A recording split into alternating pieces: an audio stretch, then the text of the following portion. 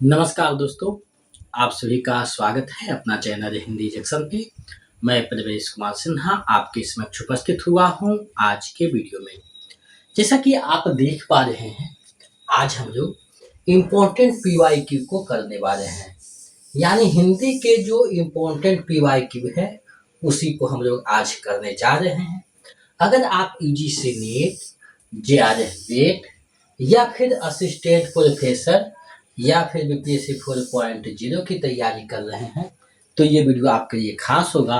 साथ ही अगर आप एस्टेट की तैयारी कर रहे हैं, एस्टेट की चाहे पेपर 1 है या पेपर 2 है, दोनों के लिए ये जो वीडियो है काफ़ी महत्वपूर्ण होगा, क्योंकि इसमें हिंदी साहित्य से प्रश्न पूछे जाएंगे, व्याकरण के प्रश्न रहेंगे, तो ये आपके लिए महत्वपूर्ण हो जाता है। तो आप जो वीडियो के अंत तक बने रहिएगा, क्योंकि इसमें हम लोग महत्वपूर्ण प्रश्नों को देखने वाले हैं। हिंदी से संबंधित आप किसी भी एग्जाम की तैयारी कर रहे हैं तो ये वीडियो आपके लिए खास होगा। तो इसमें हम आज जो है 100 महत्वपूर्ण प्रश्नों को करने वाले हैं, यानी 100 जो है इम्पोर्टेंट पीवाईक्यू को कर रहे हैं। पीवाईक्यू यानी प्रीवियस ईयर क्वेश्चन है जो कहीं ना कहीं एग्जाम में पूछा हुआ है।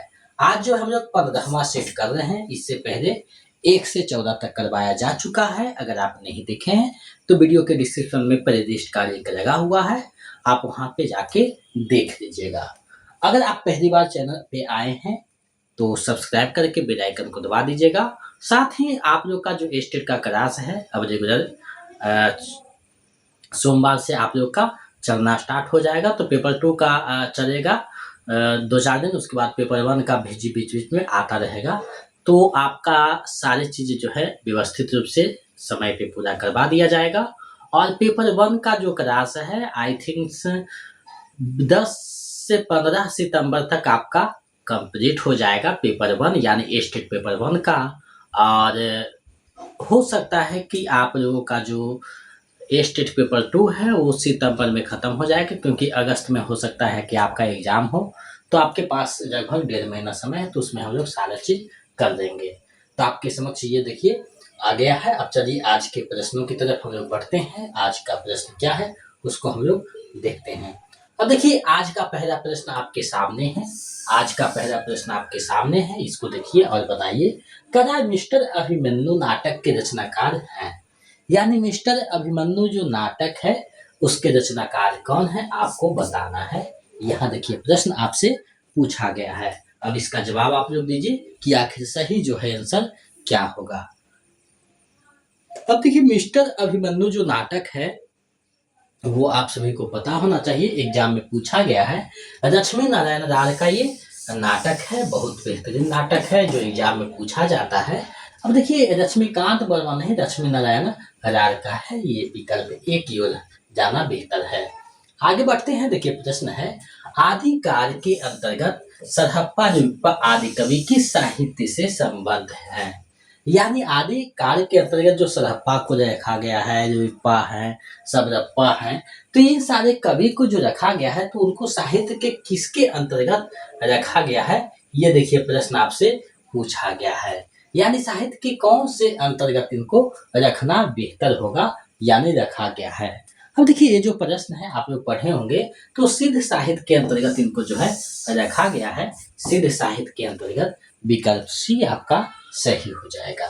आगे बढ़ते हैं। बिल्कुल देखिए साधारण सा प्रश्न है, शब्द शक्ति के मुख्यतः कितने भेद हैं, यानी शब्द शक्ति जो है उसके मुख्यतः कितने भेद हैं आपको बताना है। अब देखिए हम इस प्रश्न को प्रैक्टिस सेट में या बहुत जगह हम करवाए हैं। शब्द शक्ति के 3 भेद होते हैं, अवधा, व्यंजना और दक्षिणा शब्द शक्ति हैं, ये देखिएगा।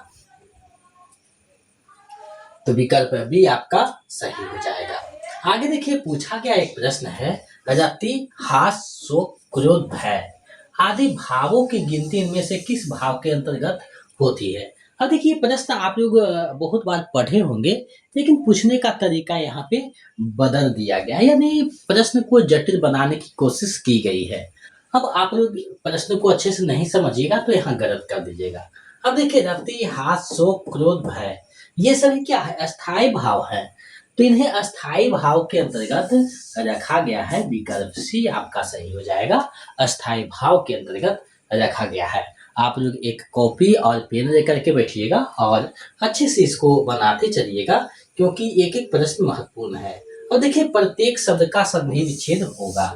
ऐसा प्रश्न जो है आपको स्टेट में देखने को मिलेगा। तो प्रत्येक जो शब्द है उसका सही जो है आंसर क्या होगा आपको बताना है। प्रत्येक का सही संधि विच्छेद क्या हो जाएगा। अब देखिए प्रत्येक का सही संधि विच्छेद क्या होगा, इसको आप अच्छे से देखिएगा तो पता आपको चलना चाहिए। तो प्रत्येक जो है इसका क्या हो जाएगा, प्रति धन एक, प्रत्येक यानी विकल्प डी आपका सही हो जाएगा, यानी विकल्प डी आपका सही हो जाएगा। प्रत्येक का सही संधि विच्छेद जो है वो क्या हो जाएगा, तो ये आपका डी जो है सही होगा, प्रतिधन एक। तो विकल्प डी आपका सही हो जाएगा। आगे बढ़ते हैं।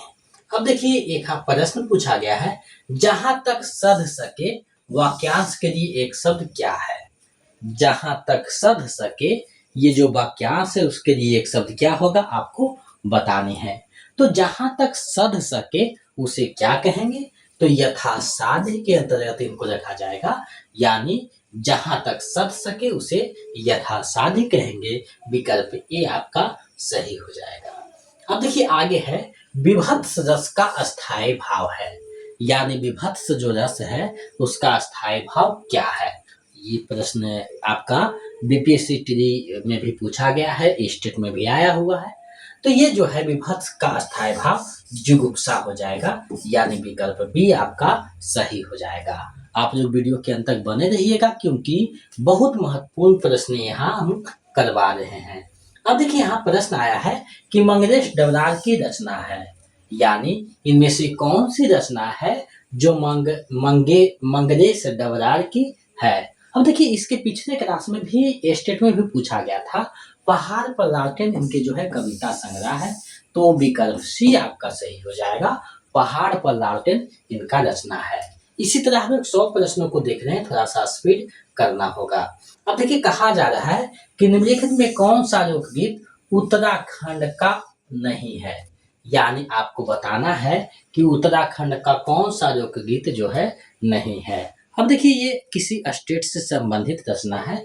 देखिए न्योरी, चौमासा और चांचली ये तीनों है, लेकिन चहका जो है वहां से संबंधित नहीं है, तो विकल्प डी आपका सही हो जाएगा।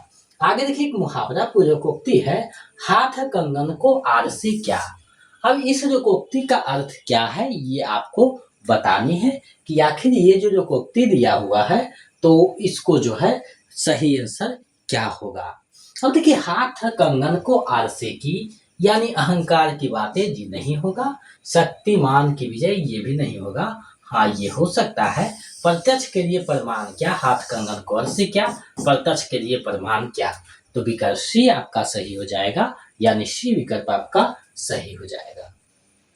आगे देखिए एक प्रश्न पूछा गया है, निम्नलिखित में कौन सा वाक्य शुद्ध है, यानी शुद्ध वाक्य जो है उसका चयन आपको करना है। आज का अवकाश देने की अनुग्रह करें, अनुग्रह नहीं किया जाता है, आप कृपा किया जाता है ना, तो अनुग्रह तो नहीं होगा। आज का अवकाश कृपया देने की कृपा करें, नहीं, दोनों शब्द एक साथ कैसे आएगा, तो ये तो नहीं होगा। यहाँ ये देखिए गलत है, आज का अवकाश देने की कृपा करें बिल्कुल सही है, आज का अवकाश देने की कृपा करें। अब देखिए यहाँ भी कृपया आज के अवकाश देने की कृपा करें, दोनों शब्द एक साथ आया है, तो कृपया या कृपा दोनों में से एक शब्द है। अब ये भी जो है विकल्प सी आपका सही हो जाएगा। आगे बढ़ते हैं अगले प्रश्न की ओर। प्रश्न देखिए आपके सामने है, लड़का किताब पढ़ रहा है, इस वाक्य में कौन सा पदबंध है। इस वाक्य में पदबंध जो आया है कौन सा है।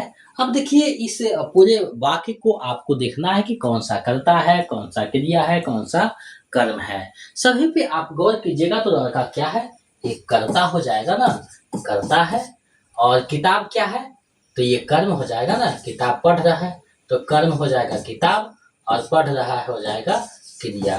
तो ये देखिए किसके अंतर्गत है, तो कर्ता कर्म क्रिया विशेषण नहीं है, विशेषण तो इसमें है ही नहीं, तो ये तो गलत हो जाएगा। कर्ता क्रिया है लेकिन कर्म भी आ रहा है, कर्ता क्रिया विशेषण नहीं है, तो ये देखिए आपका डी सही होगा, कर्ता है, कर्म है और क्रिया है, क्योंकि किताब पढ़ा जा रहा है, लड़का पढ़ नहीं रहा है, किताब पढ़ रहा है।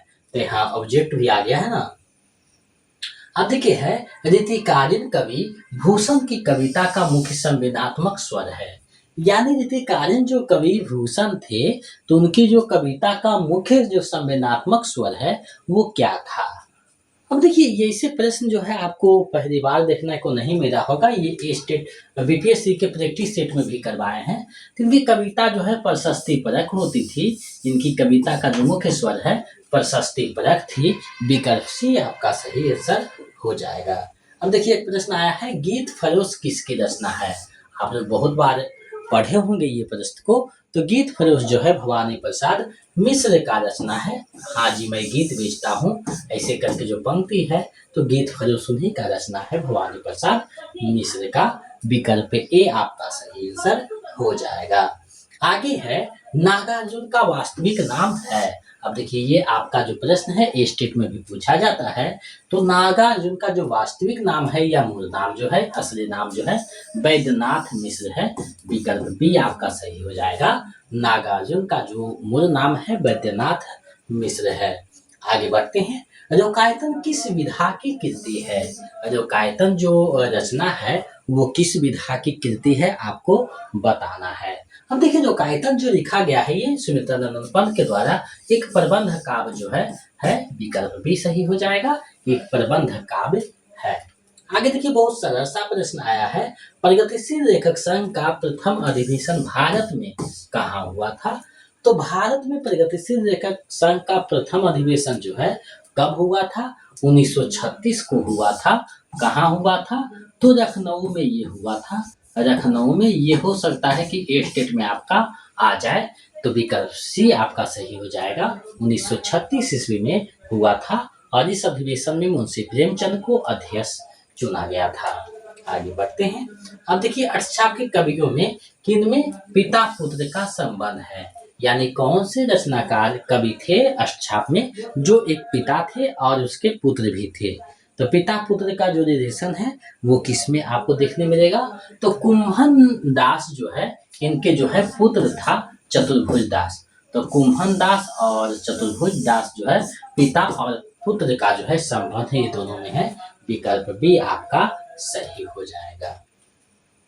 आगे है, किस संत ने विदेशी आक्रमणकारियों के विरुद्ध आवाज उठाई। यानी वे कौन सा संत था जो विदेशी आक्रमणकारी के विरुद्ध जो है आवाज उठाते हैं, तो वो संत कौन थे। तो विदेशी जो आक्रमणकारी थे उनके विरुद्ध आवाज उठाने वाले गुरु नानक देव थे।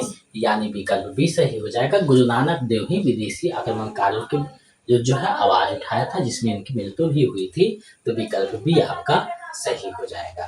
आगे देखिए, रामचरितमानस में तुलसीदास ने सर्वप्रथम इनमें से किनकी वर्णना की है। यानी रामचरितमानस जो है तो तुलसीदास ने सर्वप्रथम जो है किसकी वर्णना की है आपको बताना है। तो देखिए रामचरितमानस पढ़िएगा तो सबसे पहले जो है सरस्वती और गणेश की वंदना की गई है। विकल्प सी सही हो जाएगा, सरस्वती और गणेश की वंदना की गई है। नेक्स्ट प्रश्न है, विष्णु पर भाकृत आवारा मसीहा गद्य विधा की रचना है। तो कौन सी गद्य विधा है आपको बताने। आवारा मसीहा लगभग एग्जाम में पूछा जाता है, चाहे आप यूजीसी नेट का दे रहे हो, कहीं भी असिस्टेंट प्रोफेसर का दे रहे हो या फिर एस्टेट हो, कहीं भी है ये प्रश्न पूछा जाता है। तो आवारा मसीहा क्या है, एक जीवनी है। एक जीवनी है शरत चंद्र चट्टोपाध्याय का जीवनी है, जिसको लिखने वाले विष्णु प्रभाकर हैं। तो विकल्प भी आपका सही उत्तर हो जाएगा। आगे देखिए प्रश्न है, हिंदी प्रदीप पत्रिका के संपादक थे। तो हिंदी जो प्रदीप पत्रिका थी उसके संपादक कौन थे। तो बालकृष्ण भट्ट जो है इसके संपादक थे। इन्हीं के संपादन में ये पत्रिका निकलती है। विकल्प सी सही हो जाएगा। और ये घुमा करके पूछ सकता है कि बालकृष्ण भट्ट ने किस पत्रिका का संपादन किया है, तो हिंदी प्रदीप हो जाएगा। तो इस तरीका से देखिए आप बिल्कुल प्रश्न जो है कितना अच्छा प्रश्न है, ना ज़्यादा कठिन है ना ज़्यादा सरल है। तो दोनों में जाकर के देखा जाए तो बिल्कुल सटीक प्रश्न आपके समक्ष लेकर के उपस्थित हुए हैं और आप इसको देखिएगा तो आपका तैयारी बेहतर होगा ही। जैसे आया है, ब्योमकेश दरखेस नहीं, दरवेश होगा। ब्योमकेश, दरवेश, इनमें से किसकी जीवनी है? अब देखिए ब्योमकेश दरवेश जो है वो लिखा गया है, तो ये किनकी जीवनी है आपको बताना है। तो ये हजारी प्रसाद द्विवेदी का जीवनी है। विकल्प सी सही हो जाएगा, हजारी प्रसाद द्विवेदी का ये जीवनी है ब्योमकेश दरवेश। आगे इनमें से किसका मत भुक्तिवाद कहलाता है? यानी कौन से आचार्य हैं जिनका मत जो है भुक्तिवाद कहलाता है? तो भुक्तिवाद जो कहलाने वाला मत है वो भट्टनायक का है। आचार्य भट्टनायक का जो मत है वो भुक्तिवाद के नाम से जाना जाता है। विकल्प बी आपका सही आंसर हो जाएगा। अब देखिए एक प्रश्न है, काव्य मानव के आंतरिक कार्य व्यापारों की अनुकृति है, यह किसका कथन है? यानी ये जो कथन है ये किनका कथन है आपको बतानी है। तो काव्य जो है मानव के आंतरिक कार्य व्यापारों का जो है अनुकृति है। ये जो आया है ये किनका मत है आपको बतानी है। तो ये जो मत है किन्हीं और का नहीं है, ये अरस्तु का है। अरस्तु का मत है। विकल्प ए आपका सही आंसर हो जाएगा। आगे बढ़ते हैं अगले प्रश्न की ओर। प्रश्न है, सौंदर्य की व्याख्या करते समय कुरुचि ने अभिव्यंजनावाद के कितने स्तरों का उल्लेख किया है? तो सौंदर्य का जब व्याख्या करते हैं तो कुरुचि ने जो अभिव्यंजनावाद है उनके कितने स्तरों का उल्लेख किया है? तो ये जो है उसके 4 स्तरों का उल्लेख करता है, चर्चा करता है। विकल्प आपका जो डी है सही हो जाएगा। 4 स्तरों का उल्लेख या चर्चा करता है।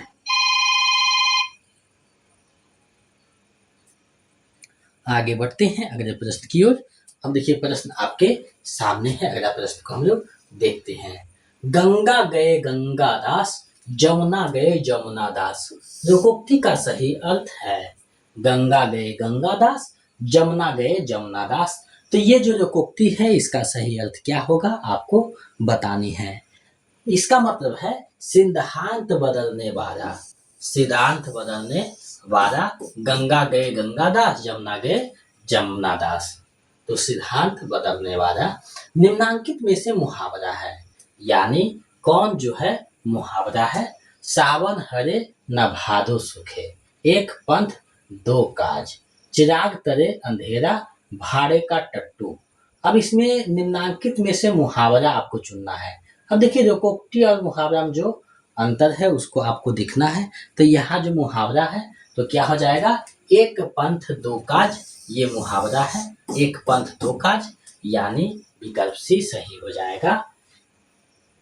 चिराग तरे अंधेरा, भाड़े का टट्टू, सावन हरे न भादो सूखे, ये सभी जो है आप देखिएगा तो लोकोक्ति है।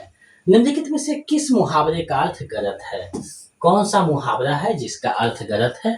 जैसे मुंह छिपाना मतलब गायब हो जाना, यहाँ देखिए दिया गया है। दांत काटी रोटी यानी गहरी दोस्ती, कान भरना, पीठ पीछे शिकायत करना, सिर उठाना विरोध में खड़ा।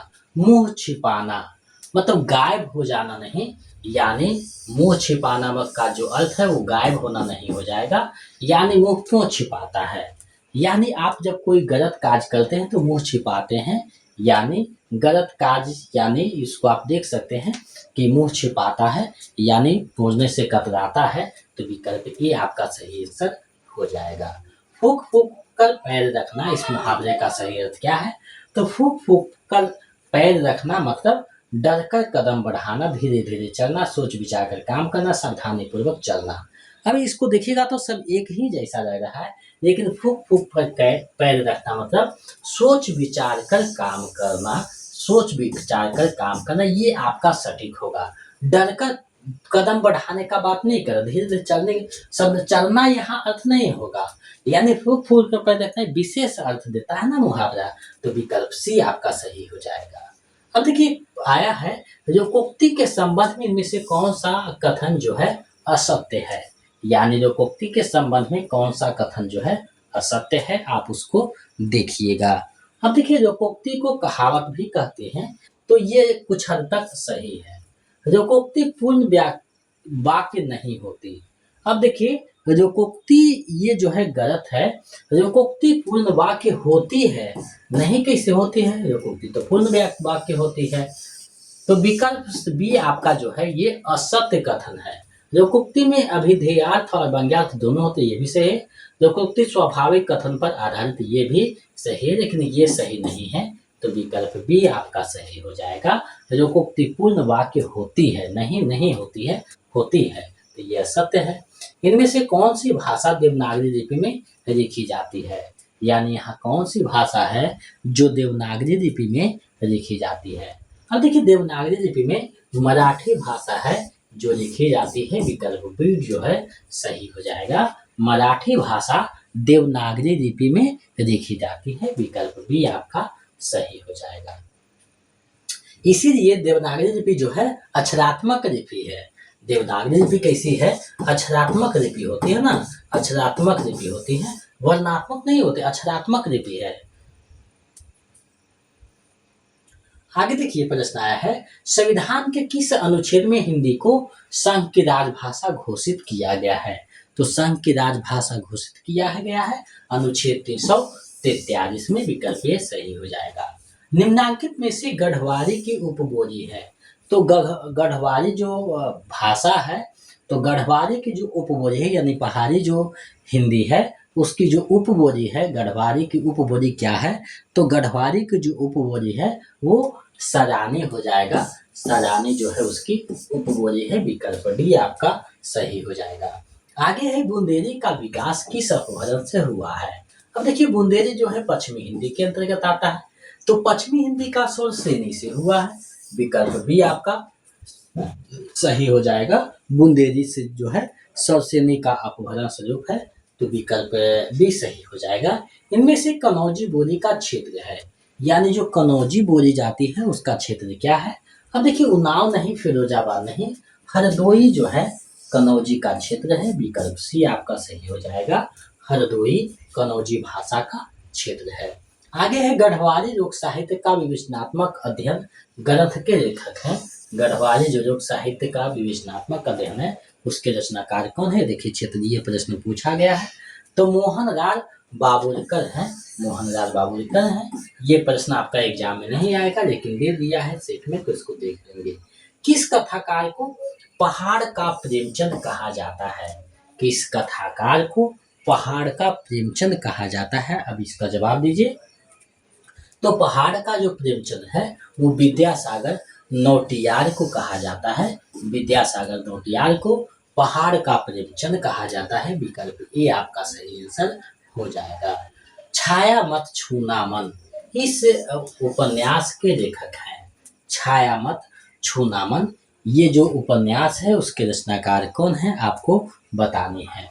तो हिमांशु जोशी इस उपन्यास के रचनाकार हैं, हिमांशु जोशी, विकल्प बी आपका सही आंसर हो जाएगा। अब देखिए आया है लीलाधर जम्बूरी को उनके किस कविता संग्रह के लिए वर्ष 18 का व्यास सम्मान दिया गया। व्यास सम्मान वर्ष 18 को उनकी किस संग्रह के लिए दिया गया है। तो जितने लोग उतने प्रेम, जितने लोग उतने प्रेम के लिए दिया गया है, विकल्प डी सही हो जाएगा। जितने लोग उतने प्रेम के लिए दिया गया है। अब देखिए प्रश्नों का स्तर कितना अच्छा है, 2-4 प्रश्न को छोड़ दिया जाए तो बिल्कुल सही स्तर का प्रश्न है, तो इसलिए हम करवाते रहे हैं ताकि आप लोग जो है तैयारी में बने रहें।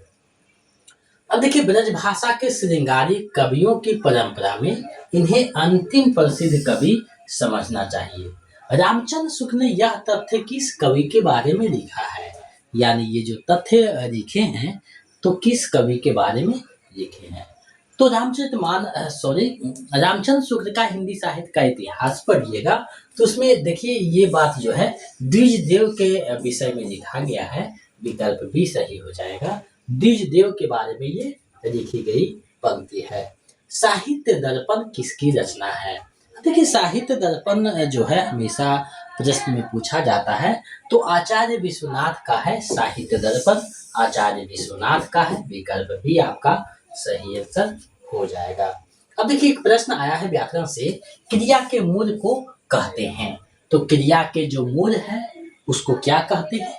तो क्रिया के जो मूल है उसे धातु कहा जाता है, क्रिया के मूल को धातु कहा जाता है, विकल्प ए आपका सही आंसर हो जाएगा। आगे बढ़ते हैं अगले प्रश्न की ओर। प्रश्न आपके सामने है, ऐतिहासिक भौतिकवाद किस दार्शनिकवाद का सिद्धांत है? ऐतिहासिक भौतिकवाद किस दार्शनिकवाद का सिद्धांत है? अब देखिए ये प्रश्न को देखिएगा तो क्या है, मार्क्सवाद का ये ऐतिहासिक भौतिकवाद किस दार्शनिक का है? तो मार्क्सवाद का ये है, विकल्प भी सही हो जाएगा। आगे महाराष्ट्र के भक्तों में सबसे पहले किसका नाम आता है? तो सबसे पहले आपका जो है किनका नाम आता है? पिछले क्लास में भी हम करवाए थे। तो नामदेव का सबसे पहले नाम आता है, नामदेव का नाम आता है सबसे पहले। विकल्प ए आपका सही आंसर हो जाएगा। अदोसौ सगुणों सालंकारो चा शब्दार्थो काव्यम, यह इनमें से किस आचार्य का दिया हुआ काव्य रक्षण है? यह जो है किस आचार्य का दिया हुआ काव्य रक्षण है, आपको बताना है। तो ये जो काव्य रक्षण है हेमचंद यानी आचार्य हेमचंद के द्वारा दिया गया है। विकल्प सी आपका सही आंसर हो जाएगा। आगे है राम की शक्ति पूजा का प्रकाशन वर्ष कब है? तो राम की शक्ति पूजा का प्रकाशन वर्ष जो है 1936 ईस्वी है। विकल्प बी आपका सही आंसर हो जाएगा 1936 ईस्वी। सूर्यकांत त्रिपाठी निराला की रचना है। चित्ररेखा किसकी रचना है? तो चित्ररेखा बराबर एग्जाम में आता है, भगवती चरण वर्मा का चित्ररेखा लिखा हुआ है उपन्यास। तो विकल्प ए सही हो जाएगा, चित्ररेखा भगवती चरण वर्मा का है। आगे भारत के संविधान में हिंदी को राजभाषा की मान्यता कब प्रदान की गई? तो हिंदी को राजभाषा की जो मान्यता प्रदान की गई है आप लोग सभी को जानते हैं, क्योंकि बहुत पॉपुलर प्रश्न है और हिंदी पढ़ने वाले ये बात जानते हैं। 14 सितंबर 1949 को मान्यता दिया गया, इसलिए प्रत्येक वर्ष राष्ट्रीय हिंदी दिवस 14 सितंबर को मनाई जाती है। आगे हिंदी साहित्य और संवेदना का विकास, हिंदी साहित्य और संवेदना का विकास, ये जो पुस्तक है उसके रचनाकार कौन है? तो ये जो पुस्तक है डॉक्टर रामस्वरूप चतुर्वेदी के द्वारा लिखी गई पुस्तक है। विकल्प ए आपका सही आंसर हो जाएगा। आगे हिंदी का प्रथम महाकाव्य है, तो आप लोग बहुत बार पढ़े होंगे, हिंदी का प्रथम जो महाकाव्य है पृथ्वीराज रासो को माना जाता है। विकल्प ए सही हो जाएगा। आगे प्रश्न है अन्या से अनन्या, इनमें से किसकी आत्मकथा है? तो अन्या से अनन्या जो आत्मकथा है वो किनका है? प्रभा खेतान का ये आत्मकथा है, अन्या से अनन्या। विकल्प सी आपका सही आंसर हो जाएगा। अब देखिए एक प्रश्न है, आवारा भीड़ के खतरे, हरिशंकर प्रसाद द्वारा रचित किस साहित्यिक विधा की रचना है? ये जो रचना है किस साहित्यिक विधा की रचना है? तो ये एक व्यंग है, आवारा भीड़ के खतरे। विकल्प सी सही हो जाएगा, क्योंकि हरिशंकर प्रसाद का जो नाम आता है वो व्यंग के क्षेत्र में ही आता है। आगे बढ़ते हैं अगले प्रश्न की ओर। कला सामाजिक अनुपयोगिता की अनुभूति के विरुद्ध अपने को प्रमाणित करने का प्रयत्न अपर्याप्तता के विरुद्ध विद्रोह है, यह इनमें से किसका कथन है? ये जो कथन है ये किनका कथन है आपको बताना है। और ये बेहतरीन प्रश्न है, बहुत हमको लगता है कि आप सेट में इसको पहली बार देख रहे होंगे, अभी तक ये प्रश्न नहीं आया था। ये जो प्रश्न है बहुत जटिल है, यूजीसी नेट में ये पूछा जा सकता है और बहुत जटिल प्रश्न है ये। अगर इसका आप सही से जवाब दीजिएगा तब। तो ये जो है सच्चिदानंद हीरानंद वात्स्यन आज्ञेय का ये प्रश्न है, ये जो है कथन इन्हीं का है। और ये जो कथन है उनकी एक निबंध संग्रह है, निबंध संग्रह है उनका, क्या नाम है? त्रिशंकु, त्रिशंकु नाम है, उसी में जो है ये बात कही गई है। विकल्प ए आपका सही आंसर हो जाएगा। तो इस प्रकार से आप देखिए कि प्रश्नों का कितना अच्छा करेक्शन किया गया है, यानी संग्रह किया गया है। तो इसी तरह हम आपको प्रश्नों का अभ्यास करवाते रहेंगे और जो स्टेट का क्लास है वो रेगुलर चलती रहेगी। और स्टेट के बाद जो है बीपीएससी का ज़्यादा से ज़्यादा प्रैक्टिस सेट होगा, क्योंकि बीपीएससी का जो सिलेबस है पीटी मेंस का उस पर अभी पूर्णतः जो है फैसला नहीं आया है, आंदोलन चल रही है। तो हो सकता है कुछ बदलाव हो, तो उसी का हम वेट कर रहे हैं। तो जैसे ही बदलाव होकर के फाइनल फॉर्म सबमिट होने रहेगा तो उसका जो है तैयारी करवाया जाएगा। तो यहाँ हम देख रहे हैं हिंदी की तैयारी। आगे बढ़ते हैं। प्रश्न है वर्ष 2018 के साहित्य अकादमी पुरस्कार से किस लेखिका को सम्मानित किया गया है? यानी कौन सी लेखिका है जिनको ये सम्मान से सम्मानित किया गया है? अब देखिए, ये जो सम्मान दिया गया है चित्रा मुद्दल को दिया गया है। उनकी रचना है नारा सोपारा, पोस्ट बॉक्स नंबर 203 नारा सोपारा। नारा सोपारा के लिए ये दिया गया है। पोस्ट बॉक्स नंबर 203 नारा सोपारा के लिए दिया गया है। विकल्प सी आपका सही आंसर हो जाएगा। देखिए, प्रश्न है संवेदात्मक ज्ञान और ज्ञानात्मक संवेदन सूत्र का प्रयोक्ता कौन है? यानी ये जो सूत्र है इसका प्रयोक्ता कौन है? कौन पहले बार प्रयोग किए हैं ये सूत्र का? तो गजानन माधव मुक्तिबोध जो है इसका प्रयोग किए हैं, इसका प्रयोक्ता है। विकल्प ए सही हो जाएगा। और ये बिल्कुल नए प्रश्न है, ये बिल्कुल नए प्रश्न है, तो विकल्प ए इसका सही आंसर हो जाएगा। अब देखिए, एक प्रश्न आया है, कृति भनिति भूति भरी सोई, सूर सरे सम सब कह हित होई। ये पंक्तियां किसकी है? ये पंक्तियां किनकी है? तो ये पंक्तियां किन्हीं और का नहीं, ये हमारे तुलसीदास जी की पंक्ति है। विकल्प ए आपका सही आंसर हो जाएगा। विभाव के कितने प्रकार होते हैं? अब देखिए, विभाव के जो प्रकार होते हैं आप जो पढ़े होंगे, 2 प्रकार के होते हैं। विभाव के 2 प्रकार हैं, आलम्बन आलम्बन और उद्दीपन। उद्दीपन, आलम्बन और उद्दीपन, इसके 2 प्रकार होते हैं। विकल्प ए आपका सही आंसर हो जाएगा। आगे है रौद्र रस का अस्थाई भाव है। तो रौद्र रस का अस्थाई भाव क्या हो जाएगा आपको बताना है।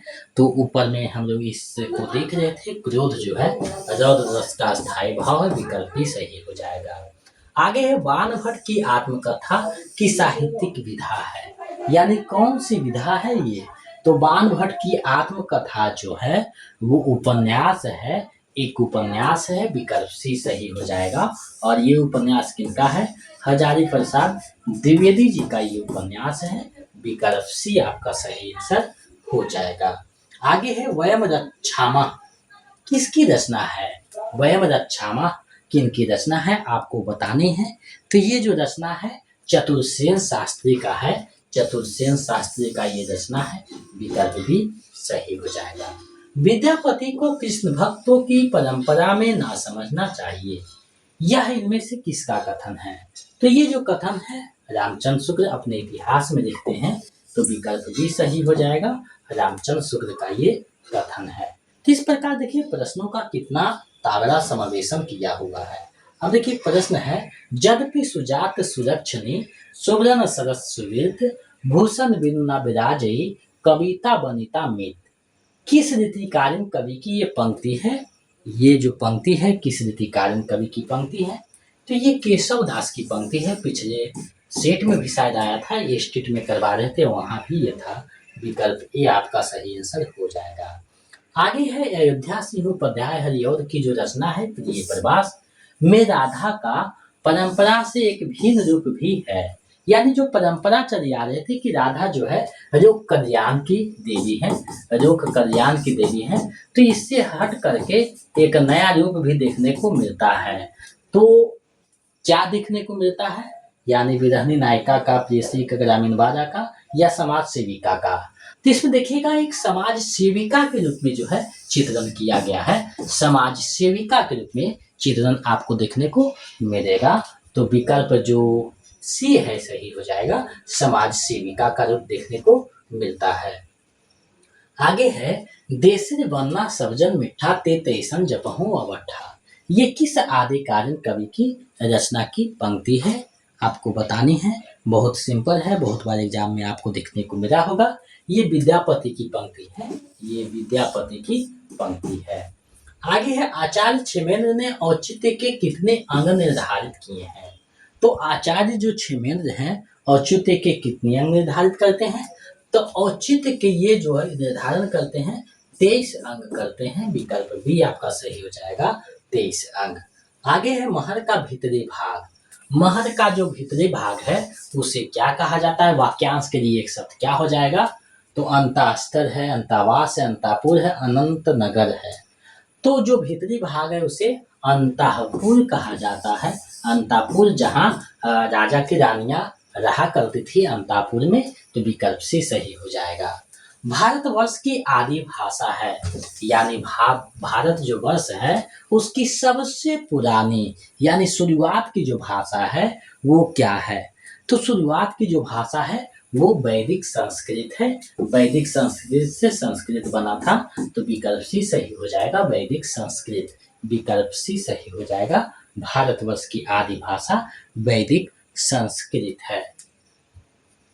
आगे है पूर्वी हिंदी के अंतर्गत बोली जाने वाली बोलियां हैं। तो पूर्वी के अंतर्गत आप देखिए ए विकल्प में ही है, अवधी है, बघेली है, छत्तीसगढ़ी है, ये तीनों पूर्वी हिंदी के अंतर्गत आती है। तो विकल्प ए जो है आपका सही आंसर हो जाएगा। विश्व की प्राचीनतम माने जाने वाली लिपियों में है, तो सबसे प्राचीनतम माने जाने वाली जो लिपि है वो कौन है? तो सबसे प्राचीनतम जो है ब्राह्मी लिपि है। विकल्प डी आपका सही आंसर हो जाएगा। विकल्प डी आपका सही आंसर हो जाएगा। आगे है, जब सादृश्य के कारण एक वस्तु में अनेक अन्य वस्तुओं के होने की संभावना दिखाई पड़े और निश्चय ना हो पाए, तब वहां अलंकार होगा। तो वहां कौन सा अलंकार होगा आपको बताना है। तो वहां क्या होगा? जब निश्चय नहीं हो रहा है तो वहां संदेह ही होगा ना, तो संदेह अलंकार हो जाएगा। विकल्प सी सही हो जाएगा, संदेह। आगे है, निम्नलिखित में से भयानक रस के संचारी भाव हैं, यानी भयानक जो रस है उसके संचारी भाव कौन कौन से हो सकते हैं आपको बताया। अब देखिए यहाँ बिल्कुल नए तरीका से प्रश्न पूछा है। तो भयानक रस में आपका क्या आ जाएगा? तो त्रास नहीं, ये तो आपका नहीं होना चाहिए। शंका, स्पर्श, हर्ष, चिंता, मोह, हर्ष। हाँ, अगर विचार करके अच्छे से देखिएगा तो त्रास होगा। भयानक में क्या हो जाएगा? त्रास है, आवेग है, दैन्य है, शंका है, अपसमार। ये आपका सही हो जाएगा, क्योंकि हर्ष नहीं होगा तो हर्ष का तो यहाँ खत्म हो गया, यहाँ भी खत्म हो गया। और गर्व में नहीं होगा, भयानक है तो वहाँ गर्व थोड़े करेगा। तो ये तीनों खत्म। देखिए कुछ कुछ प्रश्न आपके विकल्प से ही बनते हैं। आप विकल्प को अच्छे से गौर करके देखिएगा तो कुछ कुछ प्रश्न बहुत आराम से बन जाते हैं। तो कोई भी एग्जाम में आप जब बैठिए तो आप ये चीज को ध्यान दीजिए और प्रश्न को पहले पढ़ना है, 1-2 बार 3 बार समझ जाना है, उसके बाद बनाना है। क्योंकि जल्दी जल्दी में आप लोग कभी कभी बहुत सारे जानते हुए प्रश्न गलत कर देते हैं, तो उससे आपको बचनी चाहिए।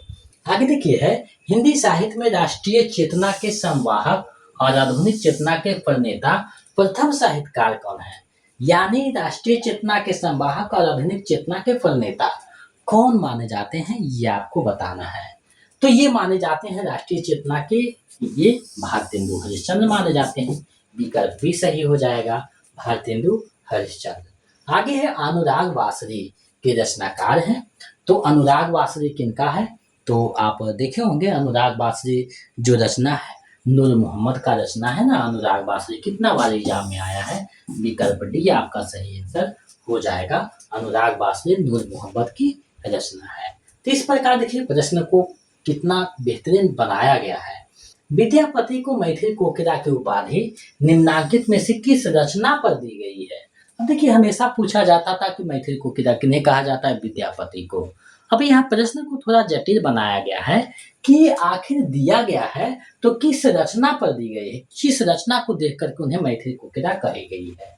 अब देखिए यहाँ पे देखिएगा पदावली जो है मैथिली भाषा में लिखा गया था, इसलिए इन्हें जो है मैथिली कोकिला के नाम से सम्मोहित किया गया है। विकल्प डी सही आंसर हो जाएगा।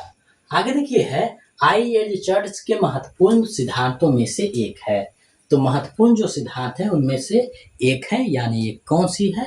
तो संप्रेषण का सिद्धांत आईएल चर्च का दिया हुआ है, तो ये सी आपका सही हो जाएगा। निवर्तिका तो एलियट का है, विवेचन तो अरस्तु का, तो ये नहीं होगा। अब देखिए कैथारसिस यानी विवेचन शब्द मूलतः संबंधित है। तो विवेचन जो है वो कहाँ से संबंधित है आपको बताना है। तो ये जो मूलतः है चिकित्सा शास्त्र का एक शब्द है। विवेचन यानी त्रासदी जो है वो विकल्प डी हो जाएगा। चिकित्सा का एक शब्द है शास्त्र का। निम्नलिखित में से शुद्ध वर्तनी का चयन कीजिए, शुद्ध वर्तनी का चयन कीजिए। अब देखिए इसको अगर आप अच्छे से देखिएगा तो वैदेही होगा, विदेही नहीं, विदेही नहीं, वैदेही होगा, विकल्प सी हो जाएगा। सीता जी को वैदेही भी कहा जाता है, तो विकल्प सी सही हो जाएगा। आगे है कृदंत शब्द, कृत प्रत्यय का उदाहरण है। अब देखिए धन से धनवान है, नम से नमकीन है, निरमा है, निरम से निरमा है। अब यहाँ सभी को देखिएगा तो सभी जो है कृदंत नहीं है। कृदंत का परिभाषा आपका क्या कहता है कि या तो वो जो है क्रिया या धातु के मेल से बना हो, तो क्रिया हो या धातु हो। तो यहाँ देखिए खेल एक क्रिया है, खेल में आड़ी प्रत्यय लगा है, तो हो गया खिलाड़ी। तो ये आपका डी सही हो जाएगा, यानी कृदंत प्रत्यय खिलाड़ी है। तो ये चीज को ध्यान दे, जब प्रत्यय पढ़ाएंगे तो आपका ये क्लियर हो जाएगा। आगे स्वार्थी व्यक्ति की मित्रता अल्पकालिक होती है। इस अर्थ के लिए इनमें से एक लोकोक्ति का जो है प्रयोग करना है, यानी एक लोकोक्ति का प्रयोग करना है जिससे वो जो अर्थ है वो सही हो जाए। तो एक ही लाठी से सबको हाँकना नहीं, एक तो करेला दूसरा पर नीम चढ़ा नहीं, ओछे की प्रीत बारू की भी सही बात है। स्वार्थी व्यक्ति की जो मित्रता होती है वो अल्पकालीन होती है, यानी ओछे की प्रीत बारू की भेद। आगे देखिए है कि अधिलिखित जो में से जो सुक्ति परक वाक्य या सुक्ति नहीं है उसे आप छाटिए। तो अग्नि स्वर्ण को परखती है और संकट वीर पुरुषों को। अब देखिए यहाँ पे इसको लिखा गया है, अज्ञान से बढ़कर कोई अंधकार नहीं सही है, अंधे की लकड़ी नहीं, सच बराबर तप नहीं, झूठ पर जाते हृदय साच ताकि दिल रहा। अब यहाँ देखिए जो सुक्ति परक वाक्य है वो सुक्ति नहीं है, अंधे की लकड़ी, यानी बूढ़े का सहारा। अंधे की लकड़ी क्या है, एकमात्र सहारा ना, तो विकल्प सी। ये तो मुहावरा का प्रयोग करते थे, ये तो नहीं हो जाएगा विकल्प सी। आगे संविधान सभा में हिंदी, हिंदुस्तानी और देवनागरी तथा राष्ट्रीय अंकों को लेकर प्रस्तुत किए गए मुंशी आयंगर फार्मूला के प्रस्तोता हैं। तो मुंशी आयंगर जो फार्मूला है उसके प्रस्तोता कौन है, डायरेक्ट प्रश्न यही है। तो इसके जो प्रस्तोता है वो कन्हैया लाल मानिक लाल मुंशी गोपाल स्वामी आयंगर, यानी हिंदी, हिंदुस्तानी, देवनागरी के लिए ये कन्हैया लाल मानिक है, और अंतर्राष्ट्रीय अंकों को लेकर जो मुंशी आयंगर फॉर्मूला है, तो ये जो है पंडित लाल मुंशी और आयंगर दोनों मिलाकर के मुंशी आयंगर फार्मूला हो गया। तो विकल्प भी सही हो जाएगा। आप इसके नामों से भी आप देख सकते हैं, उनके जो अंतिम है उसी को कर बनाया गया है। आगे है स्रोत या उत्पत्ति के आधार पर शब्दों के भेद हैं। तो उत्पत्ति के आधार पर, स्रोत के आधार पे जो शब्द होते हैं उसके चार भेद होते हैं, तद्भव, तत्सम, देशज, विदेशज। तो ये विकल्प डी आपका सही आंसर हो जाएगा। आगे बढ़ते हैं। आगे है निम्नलिखित में से आयादी संधि का उदाहरण नहीं है। अब यहाँ पे देखिएगा तो आयादी संधि नायक, नायिका, नाविक ये सभी आयादी संधि है, लेकिन वागिस, वाक धन इस, वागिस जो है व्यंजन संधि का उदाहरण है, तो ये नहीं है, विकल्प डी आपका सही आंसर हो जाएगा। आगे देखिए प्रश्न आया है, सिया राम भय सब जग जानी, करहो प्रणाम जोरी जुग पानी। उपयुक्त पंक्तियों में तुलसीदास ने किस दार्शनिक सिद्धांत की विवेचना की है। अब देखिए यहाँ पे ज्यादा दिमाग नहीं लगाना है, सीधा आपको सोचना है कि तुलसीदास पे किस दर्शन का प्रभाव था। तो विशिष्टाद्वैतवाद का प्रभाव था ना, तुलसी रामानुजाचार्य का प्रभाव था। तो विकल्प सी आपका सही हो जाएगा डायरेक्ट, क्योंकि तुलसीदास का ये पंक्ति है। आगे है अभिधा उत्तम काव्य है, मध्य लक्षणारीन, अधम व्यंजनारस विरस, उदट कहत पद नवीन। तो उपयुक्त जो है किस रीतिकालीन कवि की ये पंक्ति है। तो ये जो पंक्ति है कोई और नहीं, ये पंक्ति हमारे द्विज देव का है, यानी देव की ये पंक्ति है। विकल्प सी आपका सही आंसर हो जाएगा।